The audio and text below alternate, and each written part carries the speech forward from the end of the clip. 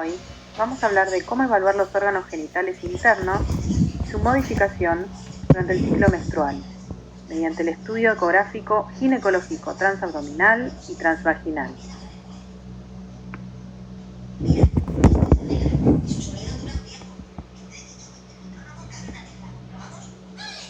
Entre las estructuras a evaluar, estudiaremos el aspecto ecográfico del útero, el cuello uterino, la vagina, los ovarios, las trompas de falopio, algunas estructuras vestigiales y otras que rodean el aparato reproductor y que limitan con las estructuras nombradas anteriormente, como el sistema urinario o intestinal.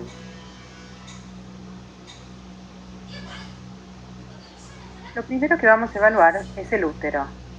Este se sitúa en la pelvis femenina, entre la vejiga hacia anterior y el recto hacia posterior. Los componentes del mismo son el cuerpo y el cuello, separados por un ligero estrechamiento llamado istmo. En un corte longitudinal, como el que se visualiza en la foto, el útero posee una forma de pera, con el fondo hacia el extremo redondeado cefálico y el cuello elongado hacia caudal. El ángulo entre la vagina y el cuello varía en función de si la vejiga está vacía o llena. La vejiga siempre debería estar acefálico si utilizamos correctamente el transductor.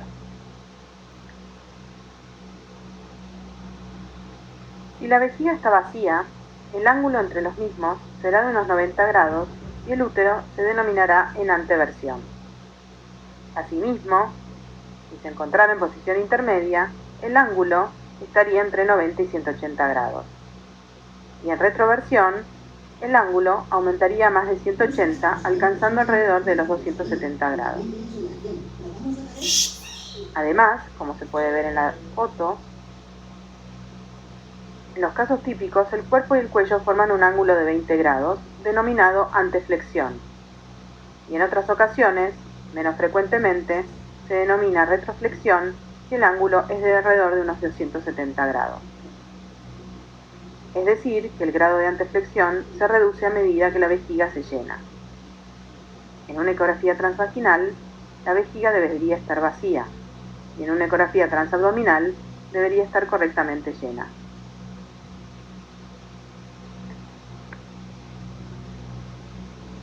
Una vez que hemos identificado el útero y su situación, debemos realizar la biometría.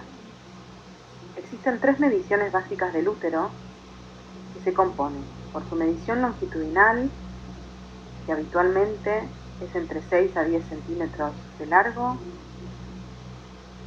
su medición en el diámetro anteroposterior, que habitualmente es de entre 2 a 5 centímetros, y el diámetro transversal, que es entre 3 a 6 centímetros.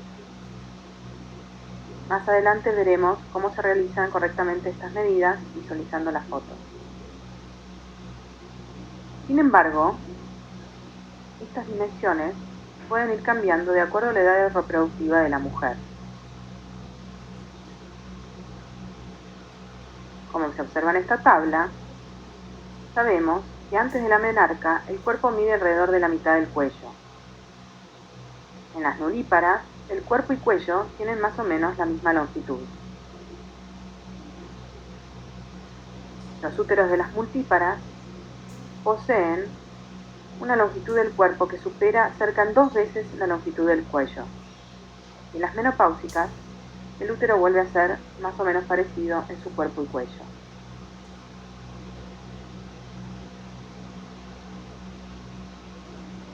Luego de las mediciones, vamos a evaluar la ecoestructura del útero, principalmente del miometrio y del endometrio. La capa muscular del útero, el miometrio, se compone de 3 capas que pueden diferenciarse por ecografía. Una externa, otra intermedia y otra interna.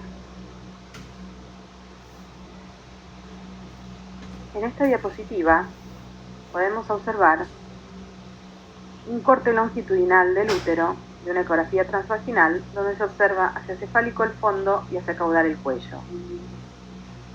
En cuanto a las capas del miometrio que podemos observar, se distinguen adyacente al endometrio una capa interna más hipoecoica con respecto al resto del miometrio, luego una capa intermedia, que es más ecogénica, y finalmente una capa externa, que es adyacente a la serosa uterina.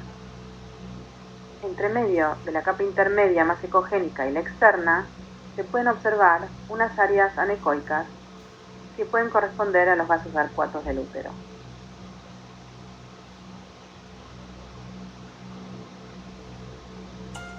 En esta diapositiva podemos ver una foto de un corte longitudinal del útero, una ecografía transvaginal, donde el fondo se orienta hacia caudal. Por lo tanto, estamos ante un útero en retroversoflexión. Además, al estudiarse el miometrio con Doppler color, se puede observar los vasos arcuatos que dividen la capa intermedia de la externa.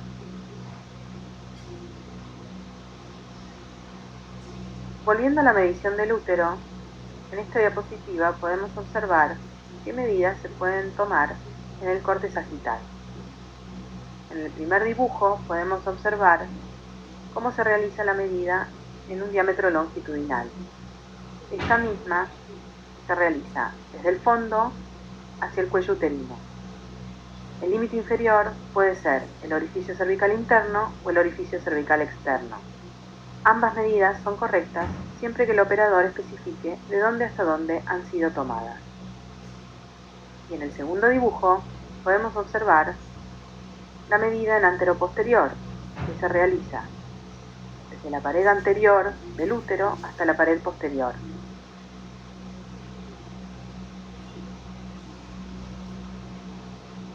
En esta foto de un útero en corte longitudinal y una ecografía transvaginal, con el útero en anteversoflexión, podemos evaluar cómo se toman las medidas longitudinales y anteroposteriores. En este caso, la medida longitudinal está siendo tomada desde el fondo hasta el orificio cervical interno, y el diámetro anteroposterior desde la cara anterior uterina hasta la cara posterior. Recuerden siempre que si toman la medida longitudinal hasta el orificio cervical interno, aclárenlo. Y la tercera medida que se realiza en un corte axial es la medida transversal. Observen detenidamente en el tercer dibujo de este diagrama que en el corte transversal uterino también se puede tomar el diámetro anteroposterior, aunque nosotros preferimos realizarlo en un corte longitudinal.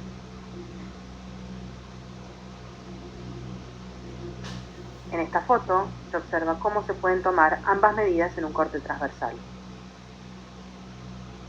La primera medida, que es el diámetro transverso, se toma desde la serosa derecha hasta la serosa izquierda del cuerpo uterino en un corte transversal. La segunda medida se toma desde la serosa anterior hasta la serosa posterior en el mismo corte.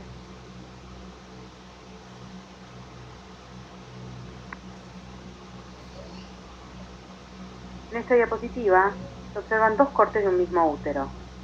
En la primera foto se observa un corte longitudinal donde se está midiendo los diámetros longitudinal de fondo a OCI y anteroposterior de anterior a posterior. En la segunda foto observamos un corte transversal del útero donde se toma el diámetro transverso por debajo de los cuernos de derecha a izquierda. Recuerden que este último diámetro se toma por debajo de los cuernos donde el diámetro transverso es mayor. En esta diapositiva observamos las mismas medidas, nada más que por vía transabdominal. Si bien la vejiga no está llena del todo, se puede observar bien la medición del diámetro longitudinal y anteroposterior en un corte longitudinal en la primera foto y la medición del diámetro transversal en el corte transversal en la segunda foto. Esta es una ecografía por vía transabdominal.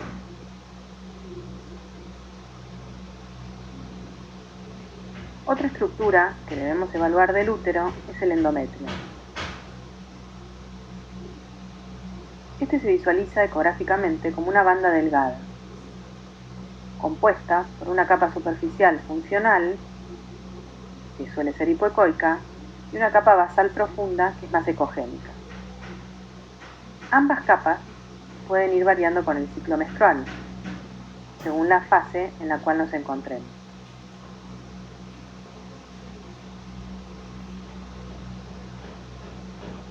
La primera fase, en una mujer fértil, llamada fase proliferativa temprana, ocurre del día 1 al 8 del ciclo. En esta fase, el endometrio se observa como una línea delgada ecogénica, que mide alrededor de 1 a 4 milímetros. En la fase proliferativa tardía, en los días 8 a 12 del ciclo, la capa funcional aumenta de grosor por influencia de los estrógenos, dándole al endometrio un aspecto trilaminar.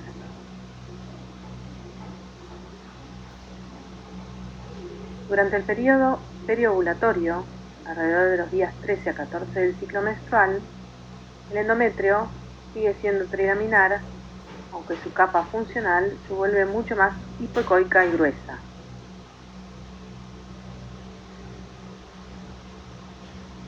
Como podemos evaluar en esta foto, también en este periodo periovulatorio aumenta la vascularización de la zona subendometrial y endometrial. Aquí se observan las arterias espiraladas penetrando la capa funcional. Una óptima vascularización será favorable para una buena implantación.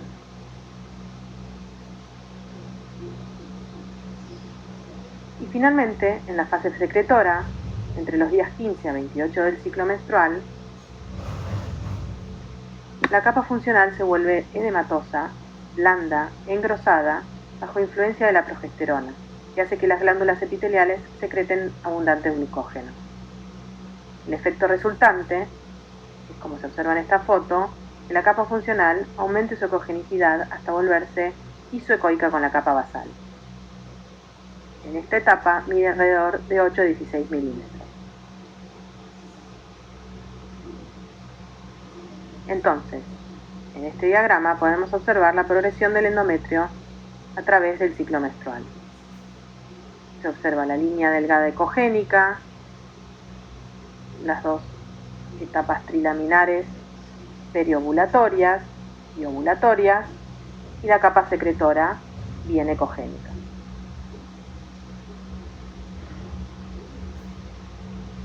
Para su estudio en caso de fertilidad, se ha nombrado a los tipos de endometrio en grados.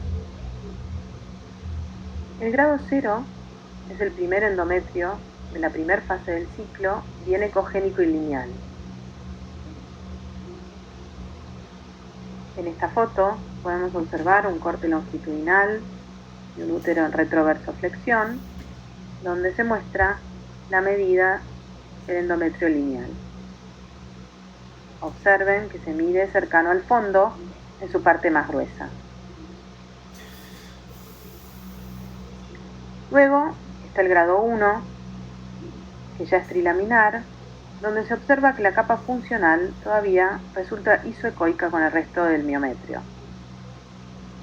Este es el típico endometrio de la fase proliferativa tardía previo al periodo periovulatorio. Aquí no se distinguen bien la capa funcional de la capa basal.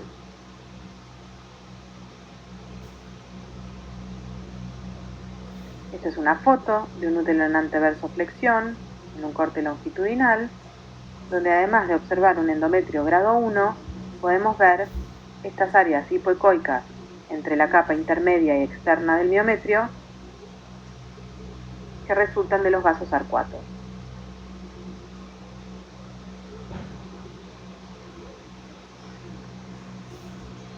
En tercer lugar tenemos el grado 2, donde observamos un endometrio que sigue siendo trilaminar, pero donde la capa funcional se ha vuelto hipoecoica. Este es un endometrio típico del periodo ovulatorio. Observen en esta foto, que es un corte longitudinal de un útero en anteversoflexión, con un endometrio con zoom, donde se puede evaluar bien la diferencia entre las capas funcionales y la capa basal medial. Y finalmente, el grado 3, que corresponde a un endometrio de la etapa secretora, bien ecogénico, grueso y bien edematoso. El grosor endometrial se mide entonces a nivel del fondo, donde el endometrio resulte más grueso y siempre en un corte sagital uterino. Recordemos también que según las fases puede tener diferentes grosores. En la fase menstrual puede medir entre 1 a 4 milímetros, en la fase folicular entre 4 a 8, en la fase preovulatoria de 6 a 10 milímetros y en la fase secretora de 7 a 14 milímetros o más. Existen situaciones especiales, como la posmenopausia, donde el endometrio no debería superar los 5 milímetros, pero donde también se puede observar un fenómeno llamado atrofia, donde el endometrio se encuentra menor a 4 milímetros, lo cual confirmaría la falta de estrógenos, situación que resulta ser la principal causa de la metrorragia de la posmenopausia. También se pueden observar hipertrofias en situaciones de terapias hormonales de reemplazo hasta 15 milímetros. Calcificaciones, si la paciente posee antecedentes de estudios invasivos o en atrofia. Y también se pueden observar colecciones líquidas pequeñas, sobre todo en pacientes añosos. Cuando observamos esta situación, donde aparece una colección líquida que separa ambas capas del endometrio, lo que deberíamos hacer es sumar ambas capas midiéndolas por separado, como se observa en el diagrama. También se debería medir el diámetro anteroposterior de la colección líquida. Esta es una foto de un útero en anteversoflexión de una paciente posmenopáusica donde se pueden observar múltiples calcificaciones a nivel miometrial que pueden corresponder a los vasos arcuatos y además a nivel endometrial se observan ambas mediciones de las dos láminas desdobladas por una colección y luego se pueden sumar para calcular el grosor total. Si tuviéramos que describir esta ecografía, informaríamos el endometrio como desdoblado por colección líquida de tantos milímetros y ambas láminas miden tanto y tantos milímetros, grosor total tantos milímetros. En pacientes que toman actualmente tamoxifeno o que han tomado dicha medicación en los últimos años, se puede observar una repuesta microquística de miometrio subendometrial, haciendo que el endometrio tenga un aspecto en su totalidad heterogéneo con áreas anecoicas en su interior, como se puede observar en la siguiente foto. Un grosor hasta 12 milímetros sería normal de encontrar en dichas pacientes. Otra situación bastante común de encontrar es la existencia del DIU intracavitario. En general, el dispositivo intrauterino en un corte longitudinal se observa como una línea paralela a las caras uterinas y en un corte transversal se observa como una imagen puntiforme, ecogénica, y a medida que nos acercamos hacia el fondo uterino se transforma en lineal. Según la composición del mismo, podemos tener diferentes aspectos. El de cobre se observa como una imagen ecogénica lineal que presenta una reverberación posterior, dando un aspecto de imagen doble. En este corte uterino longitudinal, un útero en anteversoflexión, podemos observar un DIU de cobre con un aspecto lineal ecogénico con sombra posterior.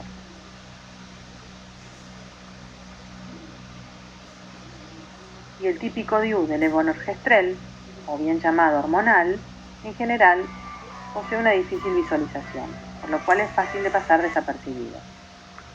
Este en general produce una sombra acústica posterior muy característica.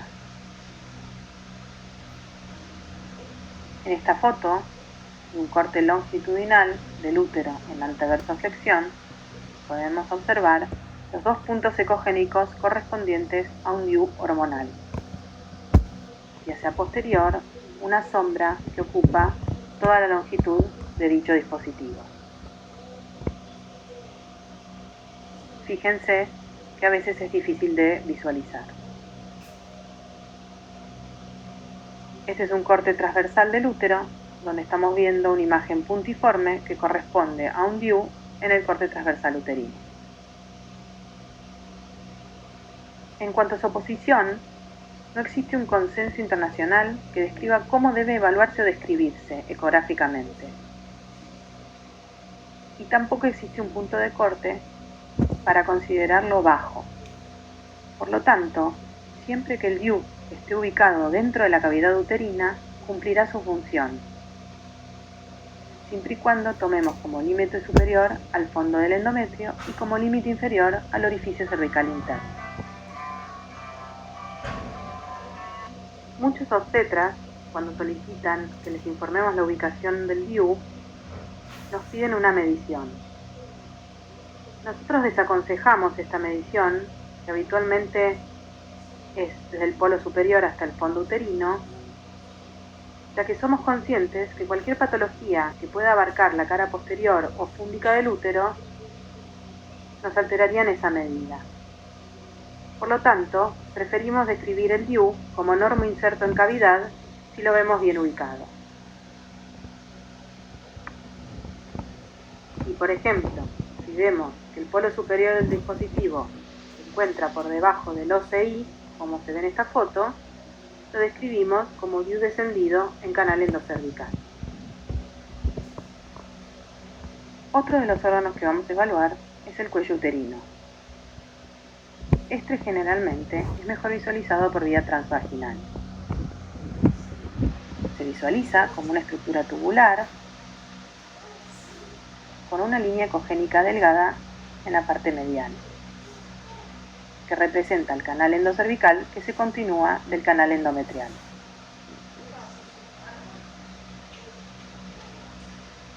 En esta foto podemos evaluar el cuello uterino en su totalidad, el istmo y parte del cuerpo, donde principalmente se puede observar la línea ecogénica del canal endocervical recubierta por una zona hipoecoica que corresponde a la primera capa del miometrio endocervical.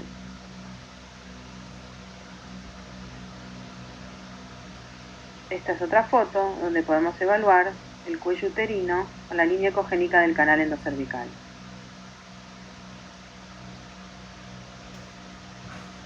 Muchas veces, en el periodo periovulatorio, podemos encontrar líquido en el canal endocervical. Este se visualiza como una fina colección anecoica que desdobla ambas capas del canal endocervical. Otras veces se pueden visualizar imágenes anecoicas en la zona cervical que corresponden a quistes de retención por oclusión de glándulas cervicales.